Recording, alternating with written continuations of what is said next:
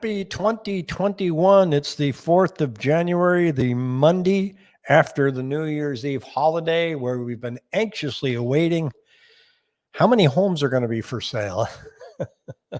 Welcome, Rick here with EXP, doing a little live session here for you today, just so I can give you some live updated numbers. And we're going to resume our Friday call with Pat on Fridays at 3 o'clock and do a little bit of a deeper dive. So not going to take a lot of your time here today, just going to show you what popped up. So let's take a look at it together. I've already seen it, but I wanted to share it with you this morning. So we knew we always have the lowest number of listings available every Tuesday morning because you're out looking for homes over the weekend. They go under contract on Sunday. Agents go in and change the status on Monday night or Tuesday morning. So Tuesday is always the lowest number.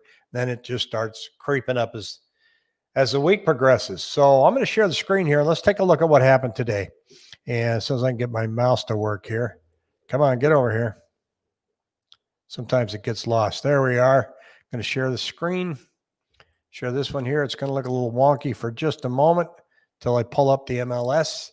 This is what I like to look at. So I like to go to quick search. It's pretty simple, really. And I only want to look at what's active. I don't want to look at under contract. I track that and I'll show you in a minute. Here's the number coming up. It's cooking. It was cooking. Gonna have to start over. These MLS things have their own little inside gremlins. 5,964 homes, first time ever.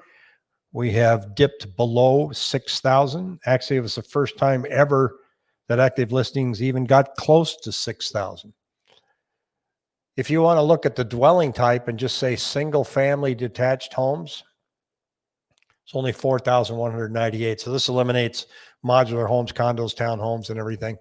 Patio homes are really, you don't see a lot of those except kind of in the Central Phoenix area up here. There's only 73.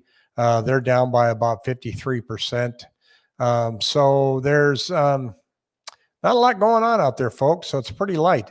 Now, what I do then is I like to look, and this is what I track. I call it my 7-day moving average. So in 1 week, we've had 1,851 new listings come on board, and then 799 back on market. Those are people that removed their home for whatever reason and said, okay, I'm going to put it back on now. I combine those two. That's how many homes have been on the market for the past 7 days. Then I look at how many went under contract with backups. That means that they accepted an offer, but they're still willing to take backup offers. How many got written up as a contingency? You can see how small that number is, only 73. The market's so hot, it's just really hard to get people to accept a contingency offer. And then pending.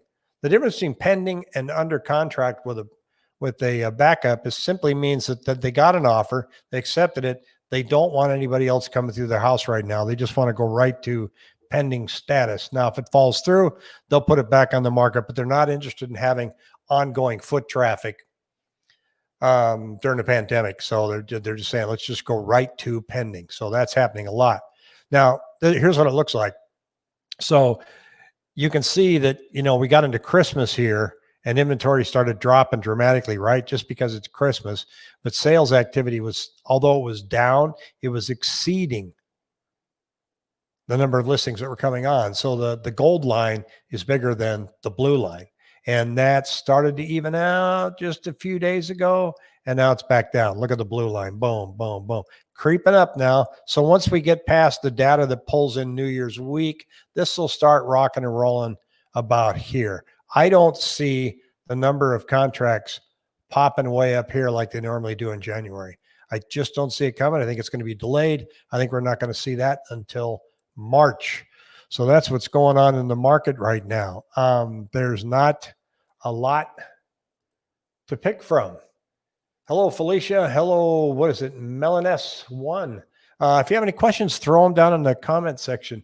I'm going to be watching this week very closely because we normally see a lot of listings coming on in January. Sound like a broken record, but we are starting to see more and more coming in the over 55 neighborhoods. That always does in January. They are not as affected as much in reduced inventory as we see in the rest of the valley. The over 55 neighborhoods, the sales activity is still brisk, but listings are still kind of percolating along.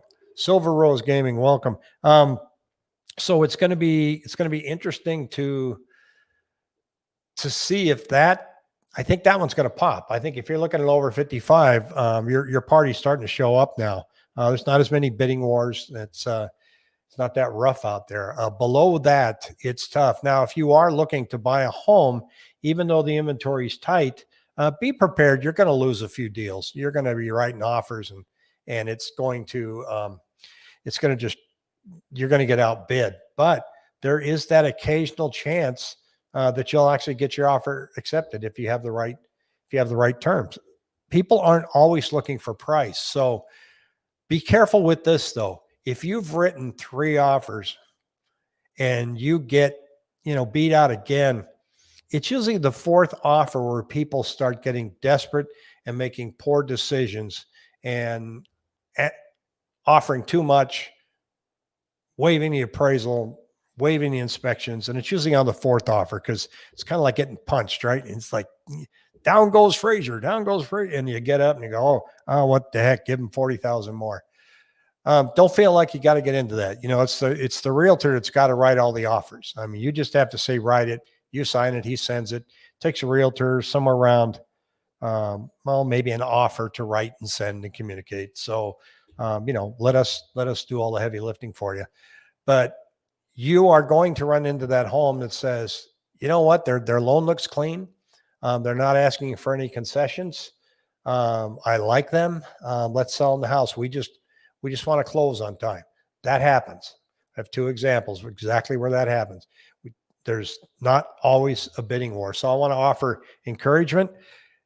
There might be a bunch of bidding wars when listings stay below 6,000. So let's watch and see what happens next week. Could get some relief. People are ready to go. There is so much pent up demand. Consumers can only be held back so long. You can only be told to stay home so long. And eventually you're going to go out and, do things again. And when that pops, the Wells Fargo economist today, I watched him this morning, and he said that the first quarter of 2021 is going to be worse than anybody thinks it's going to be.